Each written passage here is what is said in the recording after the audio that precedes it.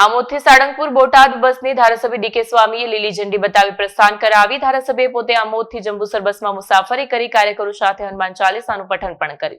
આમોદથી સાળંગપુર બોટાદ બસની ધારાસભ્ય ડીકે સ્વામીએ લીલી ઝંડી બતાવી પ્રસ્થાન કરાવી। ધારાસભ્ય ડીકે સ્વામીએ મુસાફરોની શ્રદ્ધાળુઓની માંગને પૂર્ણ કરવા માટે રાજ્ય સરકાર પાસે સાળંગપુર રૂટની બસની માંગણી કરી હતી, જે રાજ્ય સરકાર દ્વારા પૂરી કરવામાં આવતા આજ રોજ લીલી ઝંડી બતાવી પ્રસ્થાન કરાવાયું છે। ભાજપના કાર્યકરો હોદ્દેદારોને મુસાફરો સાથે બસમાં પોતે બેસી હનુમાન ચાલીસાનું પઠન કરતા બસની મુસાફરી ધારાસભ્યએ પણ કરી।